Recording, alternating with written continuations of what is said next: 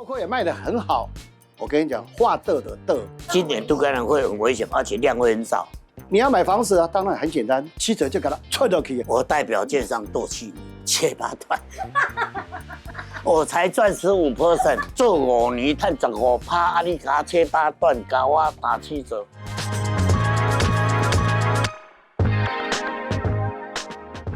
最近传出呢，3700家的营造厂倒闭哦，这不是开玩笑，是真的很惨。加上土方之乱呢，清运费现在翻了10倍以上，所以对我们这些买房的人来说，这到底是好消息捡便宜，还是说是入坑的开始？第一个让我们来邀请的是 George， 第二个来欢迎的是我们全新的 Simon。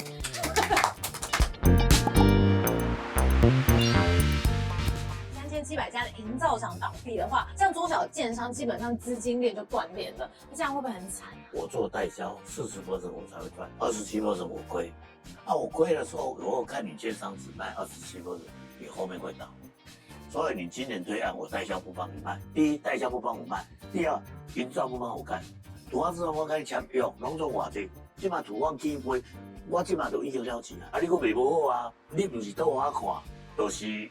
我后边提无钱爱提厝，所以营造2020年就开始感觉爱戴口罩，都无法度做啊啦。啊，做啊遮久啊，乖乖好啊啦。我听到3770家，对，刚开始我会有很震惊、很惊讶，后来我去查了一下哦，今天讲都是一些小型的这个包商啦，比如说以及受投资的，他是做水电的，就是做什么，他就申请一个100万的排版。那为什么他会歇业呢？因为第一件事情，现在预售屋卖不好嘛，你要去跟银行申请土建楼。以前5成，现在没有6成7成，他不借你钱。新兴安的时候，很多人上车以后发现当时可以贷8成，就银行核估他们自己本身会去做现勘那个地方到底是值多少钱。你的800万跟银行的800万的贷款就不一样哦，可能它就变成600万，差200你要补啊。按银行不借怎么办？只有2个方式啊，一个方式就是你想办法去跟你的父母亲借、朋友去借啊，标会啊，要不然的话，我跟你讲，你就要断头啊。我会现在听到有很多人所谓的平转。他说我不赚你钱，因为那一波新青安那一波至少涨30-40%，他拿出来卖的时候，价钱还是有。问题是有没有人愿意接手？现在大家都是在观望的态度的时候，他不接手的时候，所以整个市场就窒息了。建设公司是资金断裂，他没有钱的时候，他哪有钱去给营造厂钱？对啊，就等于是一条都没有。对，一条龙啊，就像帅国头讲的，那没有办法怎么办？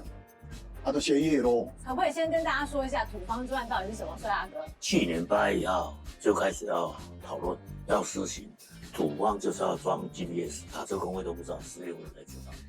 那这个事情为什么会闹大，会完全没有转圜的余地？是因为去年8月份这个台风，台南大淹水，停电还有停到15天。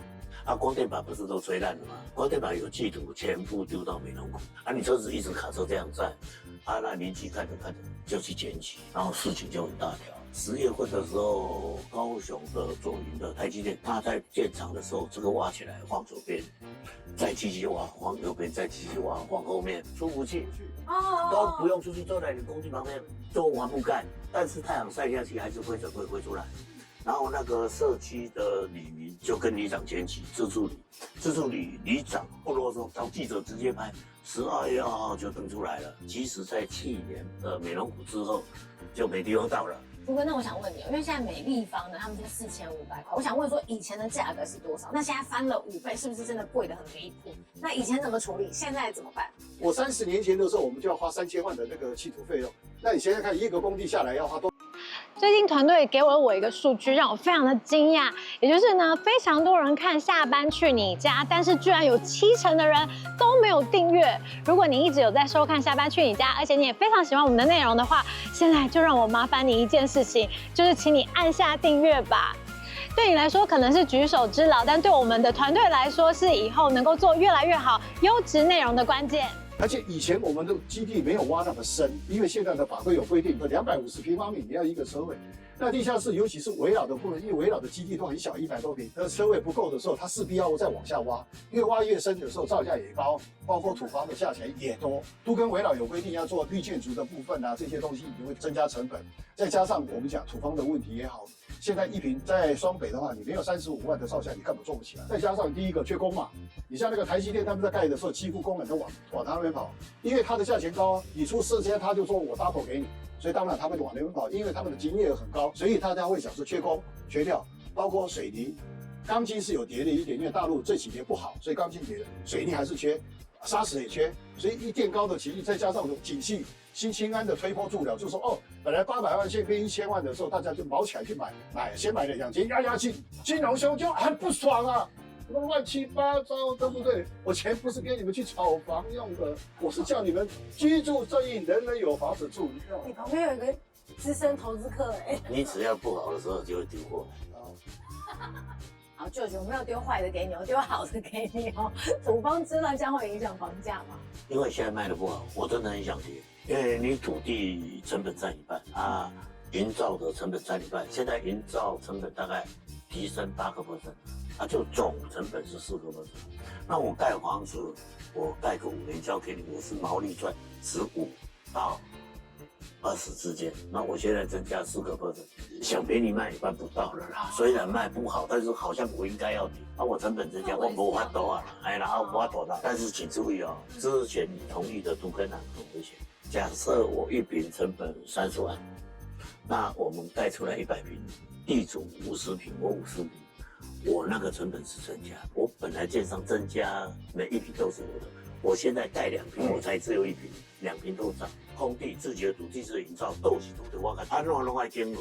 啊，我若甲你拄肯按，是你的土地、你的厝，我摕来抵押，即马成本拢是我增加，你无增加，啊倒的啊，反正抵押是你的，不是我的呀。今年都可能会很危险，而且量会很少。有没有可能就是盖到一半他直接跑掉了？有时候真的是顶不掉啦，因为土方什么那些都弄不掉。你上面公寓4楼拆掉，废弃物也增加了。土挖下去也增加，我们本来空地只往下面挖是增加，上面也是废弃物也是增加，下面也增加啊，卖气啊，我认为都跟它会减少。哦，原来土方之乱会影响的范围这么广，原本我以为是一条线，连它的都更都会有问题。那现在就传出说大安区跟新庄的都更案也因为这样有发生问题。朱哥，你知道吗？大安有一个案子，现在已经经过法拍第3拍哈，已经拍出去了，确实是一个围绕都更案，因为它的面积没有达到都更的一个条件。当我的地段好的时候，我要跟你分的时候，地主不会那么什么5-5分啊，噔可以了。你知道他们怎么分？你晓得吗？怎么分？6535，就100间里面，他只有拿35间，所以大部分是地主分回去的。可是你要晓得，你的围绕的部分，你的本来造价就会增加，因为经济规模量不够，再加上土方的问题，再加上造价的问题增加，就算卖了1坪100多万的时候，剩美和，包括也卖得很好。我跟你讲，话的，前2年有个案子就是这样啊，都卖掉了，不是没有卖哦，倒了。我跟你讲，它这牵涉到很广。第一个，新买预售屋的人也倒霉了，付了款，之前的旧的地主也倒了。第3个。银行这边也有问题了，因为银行有借的钱嘛。都更的时候要注意一件事情，不要说建设公司都给你几坪，你就拿那个土地去给他抵押。No， 合建的部分就是土地的时候去看他换容积，他那盖好房子给你，但是千万不要把这个土地拿去给他做抵押。万一他盖不起来的时候，我告诉你一件事情，你是什么都没有了。